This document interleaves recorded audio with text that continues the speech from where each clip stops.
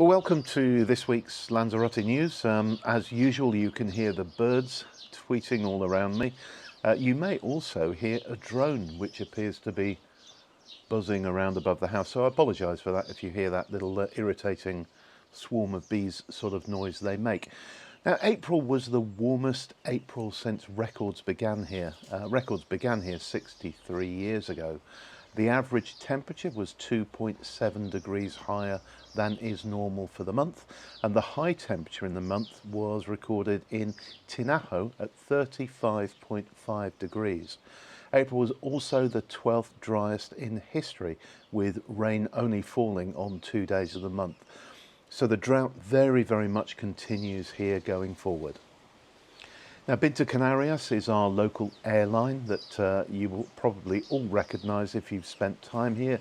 They have the little green and white ATR 72 turboprops, and they've started a new connection to Morocco, so they've increased their connections to Morocco. They're now visiting a new town in Morocco called Ouarzazate, and I think I've got the pronunciation of that right, and that town is the gateway to the Sahara. In the high atlas of Morocco, and the new route is going to be available initially throughout July and August, departing from Las Palmas, and my guess is it's a test to see if it's going to be a successful future route for communications between the Canaries and our nearest neighbour, which of course is Morocco. They're also increasing their number of flights to 2 per week to Tangier in the summer.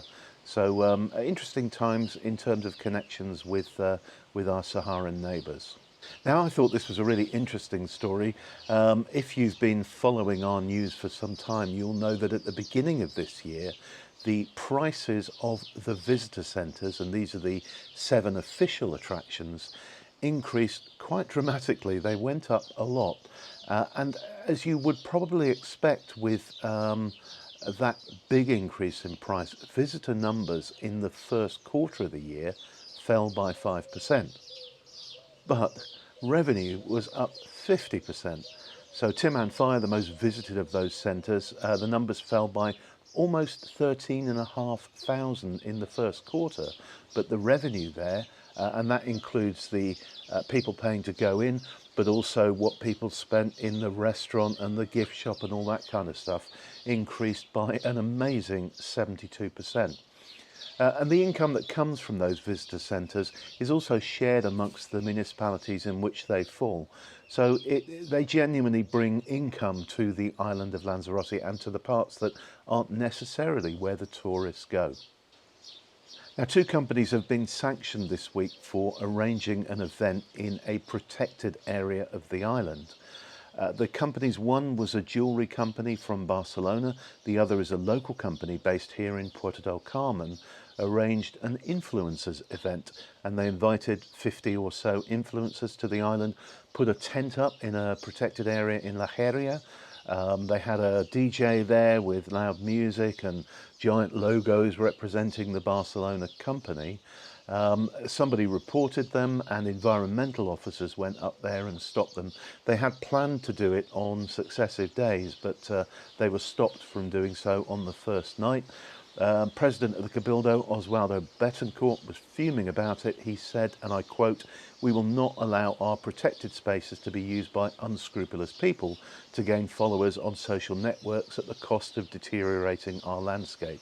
That's going to end immediately," he said.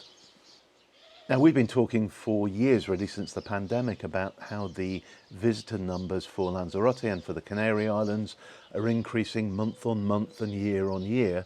And the same is happening across Spain as a whole. Spain welcomed 6.3 million visitors in March, which is up 21% on the same month last year.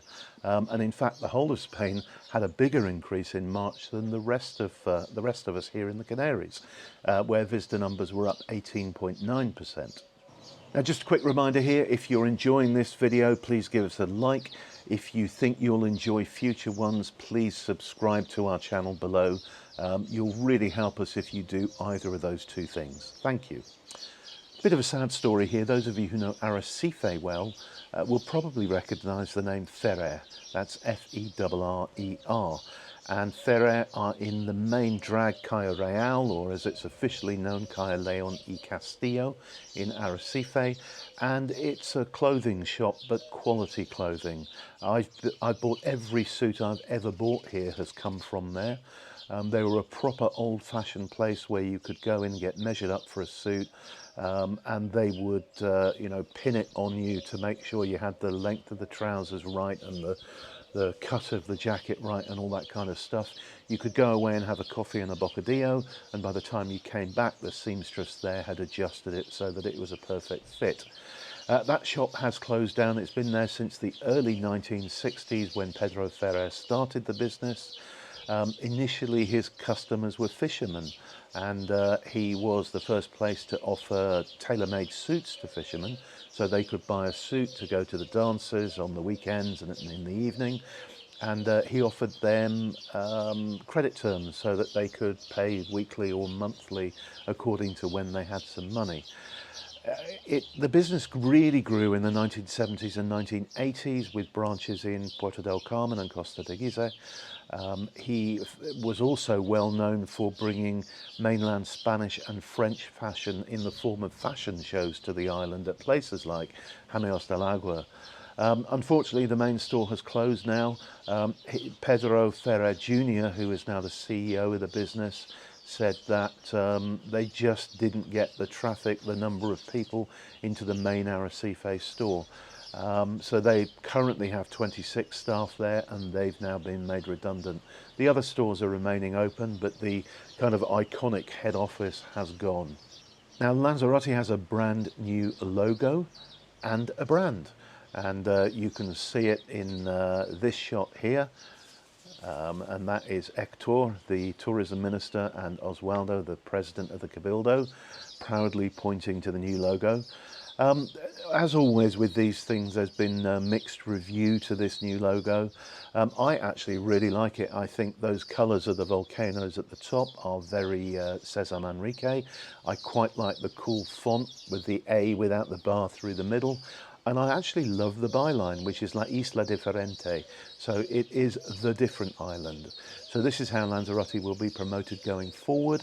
And that overall brand looks after all the sub-brands, which is like one of them is sports destination, another one is gastronomy destination, and so on and so forth.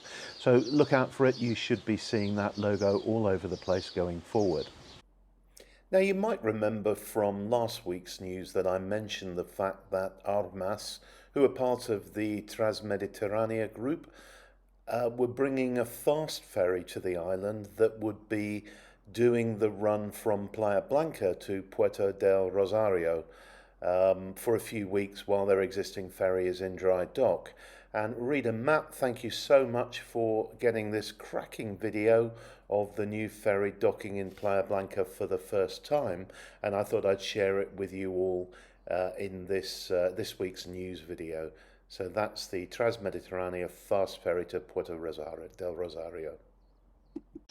Yaitza Town Hall, Yaitza Ayuntamiento, which looks after the resort of Playa Blanca, has asked all the e-scooter operators to remove them within 7 days or so. So they're probably going already, and they should be gone within the next few days completely. What they've decided to do is to create a set of new ordinances which reflect the new VMP law we have here. VMP is the Spanish version of personal mobility vehicle. And these e-scooters now need to be matriculated or registered for the road. The people riding them need to wear helmets, and they need to obey the law, which means that they can't ride them on pavements and so on and so forth. So the e-scooters that are, app operated should disappear in the next few days, and when they do come back, they will hopefully be ridden more sensibly by people, and they should have a proper GPS device on them that stops them being abandoned in places where they are not meant to be. I've been a bit, this is a personal view now, I've been a bit upset about the way this has happened, because I found those e-scooters really, really useful. For me, I was able to park when they were in Puerto del Carmen, for example. I was able to park well out of town, which freed up a parking space for someone in town. I could do my meetings and appointments on an e-scooter, which cost me a few euros, and I could easily use on the app. And it was just perfect. And obviously, I rode them legally and sensibly. Unfortunately, there are too many people who ride them too fast in the wrong locations, and 2 or 3 up sometimes I've seen. So they've spoiled it for everyone. But hopefully, when the new ones come back, they will be properly policed. Our football team, UD Lanzarote, have made the playoffs. Their final game is this coming Sunday, and it's a big derby game. They're playing US Yisa, which is another team from this island who have also made the playoffs. It's quite an important game because whoever wins that, or if Lanzarote wins that, they will win a place in the Copa del Rey, which is the King's Cup, which is the equivalent to the FA Cup in the United Kingdom, for example. It's automatic for the team that finishes second in the league this year because the league winners already have another team in the Copa del Rey. We'll be at the game on Sunday, so cheering Lanzarote on and hoping that they manage to achieve the win. But what happens immediately after that match is the whole playoff process starts off, and we'll have our fingers crossed for both of our Lanzarote sides. But personally, I'm more of a UD fan than I am a US fan. And finally, again, if you know Lanzarote well, you may well know the famous barber of Arria. His name is Ladislao, and he's been a character in the village at Arria since the 1950s. Indeed, he used to cut my hair every 2 weeks, or what little hair I had. I guess I should say he used to shave my hair every couple of weeks. He retired a couple of years ago, and he's still very active in the village. I see him every time I go there. He always says hello. The great news is the Ayuntamiento have decided to create a statue of him, and it's going to be a life-size statue that's going to be in the plaza of Arria. And rumour has it in the village, and I don't know if this is true or not, but it's what everyone is saying, is that it's going to be of him stood behind his famous barber chair. So it's going to be quite a big statue by the sounds of it. But I'm looking forward to that, and I really like this idea that Arria have done this while he's still alive, and to enjoy and appreciate it in the same way as they did one of the basket weaver who is still weaving baskets about 400 metres behind my shoulder there on a daily basis. But you'll see his statue in front of the Mercado Municipal.